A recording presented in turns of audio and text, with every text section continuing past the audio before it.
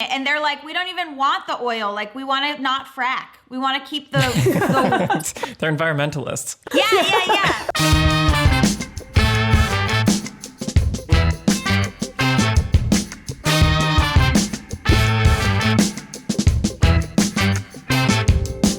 Welcome to Make This Movie! A live brainstorming session where the best critics, writers, filmmakers, and creatives in the biz come together to make up a completely new movie on the fly.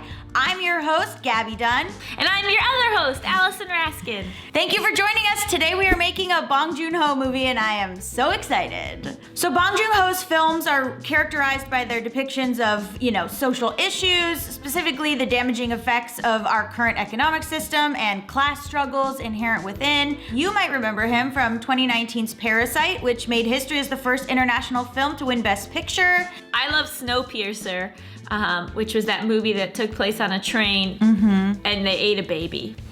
Okay. I mean, he really goes there. He goes there. That's what I respect, and that's what I really hope that we do. I hope that we take some risks, we push some boundaries, and we make people uncomfortable. All right. Well, let's introduce our guests. This week we're joined by Michael Tucker. Michael is a filmmaker living in Los Angeles. He's the creator of the YouTube channels Lessons from the Screenplay and Story Mode, as well as the host of the podcast Beyond the Screenplay. Welcome, Michael.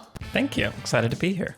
We're also joined by Robyn Citizen. Robyn Citizen, Ph.D., taught Korean cinema and Asian horror cinema at University of British Columbia from 2012 to 2017 and is now the senior manager of festival programming at the Toronto International Film Festival. Welcome, Robyn. Thanks so much. Thanks for having me. Okay, so what do we love about Bong Joon-Ho? What are your favorite things about his work? Just as a filmmaker, I really appreciate his approach to telling stories where he can be completely over the top and things can be bonkers and insane, but he can also have these quiet moments that are these scenes that play out in these long takes. I just feel like he has this kind of strange, crazy elegance to his filmmaking. So before we get started making our own Bong Joon-Ho movie, the studio has some parameters they would like us to follow. They include that we must blend two or more genres. It must take place during the aftermath of a major political event. And then the final parameter is that we must cast Bong Joon-Ho's muse, Song Kang-Ho, and he must play an antagonist. Can I start off with a pitch? We should let the guests have their time to think of things. They're the people playing. But I want to do a Western. Well, okay, so if we gotta combine the two genres, right? So we're doing Western, and then what is the other genre that we want to do? Is like a prison film a genre? Is that a yeah. genre? Oh, so a Western prison film? Yes. I mean, obviously it'll just be a tiny jail. I don't know if they had like Supermax prisons back in Tiny that time. jail. Right. Yeah. Will Song Kang-Ho be the corrupt mayor? Yes. Okay, can he still dress like a cowboy though? Because I really want to see him as like a dark cowboy, like roll up into the town. And so what's the mayor's name in the movie? Mayor Robyn Yu. So the town was functioning fine on its own. It didn't even have a carceral system because everyone was so chill. And then this guy rides in. It's Song Kang-Ho. He's like, I'm the mayor of this town now. Stick him up. The town is like, okay. So he becomes the mayor and then he starts putting everybody in jail for arbitrary stuff. Right, so let's take a step back. I like this, but so he obviously works a lot with themes, right? And making political points. So what do we want the point of this movie to be? What do we want our audience to walk away knowing or thinking about?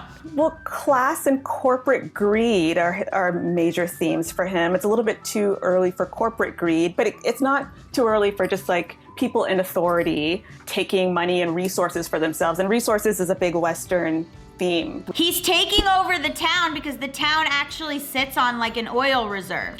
And maybe our big takeaway is that we don't need to listen to authority, that we should challenge authority, maybe. Who's going to be the good guy in this film? So what if there's 3 good guys? They're siblings. Estranged siblings? Yeah. Well, maybe they all start out in the jail together. Yes. And then they break out of the jail and then they take on the mayor. If Song Kang-Ho is going to be the bad guy in this film, we're so used to seeing him being kind of like the good everyman. Can we have like a bad guy actor play the protagonist? Can it be Michael Shannon playing the good guy in this film? Ooh. Yeah, Sure. So Michael Shannon's the oldest. Yeah.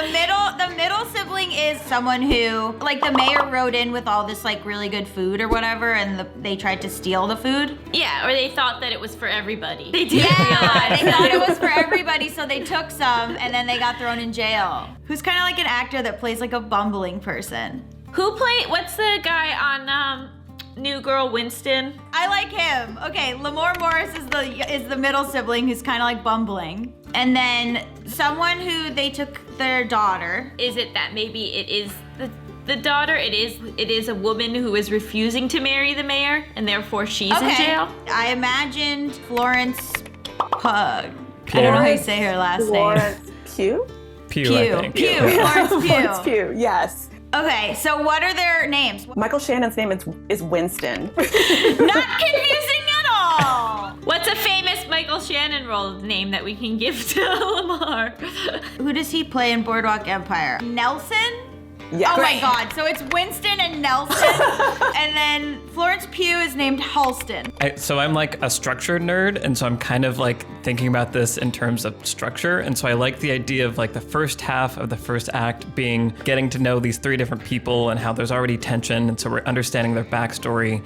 And then like the inciting incident is him rolling in, throwing them all in jail, and now they're all stuck together. And they're like the last people they'd want to be stuck together with. But now they're in jail, and they're gonna have to work together to break out and save the town. Hold on, we're getting notes from the studio. Okay, well, the studio wants us to introduce a food item that takes on special sinister significance. So, like the peach fuzz that murdered in Parasite, or food made from bugs, like in Snowpiercer. Well, we already kind of established that Nelson stole food, right, from the mayor. And so maybe the mayor, what food did he steal? And maybe then in all the scenes we see that the mayor is like shoving his face with that food. I mean, like eating an apple is kind of the classic bad guy thing. I feel like it should be something so decadent for like the Western time. Maybe like a chocolate covered apple. A caramel apple. It's a caramel apple. So we're in the jail. We've got to get out of the jail, and we have to figure out how they're going to take the mayor down. What's next? How do they get out of the jail? Has to be some type of slapsticky sequence. I feel like there's always somebody jump kicking unexpectedly in a Bong Joon-Ho film. I feel like there's always like authority figures are also kind of weirdly incompetent. So I wonder if like the jail guards are kind of dumb, or if the new mayor has people with him. Like, did he come alone, or does he have like hench people with him? So is it maybe that they get the guards on their side, and they almost are able to like convince the guards to release them? Yeah, like the host, right? Like when everybody in the area kind of joins to help fight against this monster. Maybe they kill Robyn Yu with a poisoned caramel apple. Right, it's got to be that his greed kills him. What are we calling it? The hardest part of writing anything is coming up with the title. They're on oil. That's why the corrupt mayor's there. Can we get the word crude in the title? Because like crude oil. I like crude, just C-R-U-D, right? That's what you mean? Is that how you spell it? Okay, let's do that. The old town of Crude was a quiet place until the outlaw Robyn Yu rode into town and declared himself mayor by force. In order for the greedy new mayor to secure the black gold sitting under their land, the three estranged Johnson siblings were thrown into jail. Winston, the hot-headed eldest son, Holston, the little sister with a big personality, and Nelson, the quick-witted middle son, must now find a way to work together to escape and take back their land. A town must unite, a family must struggle against all odds, and a villain must be brought down by his own greed. Crude, a film by Bong Joon-Ho.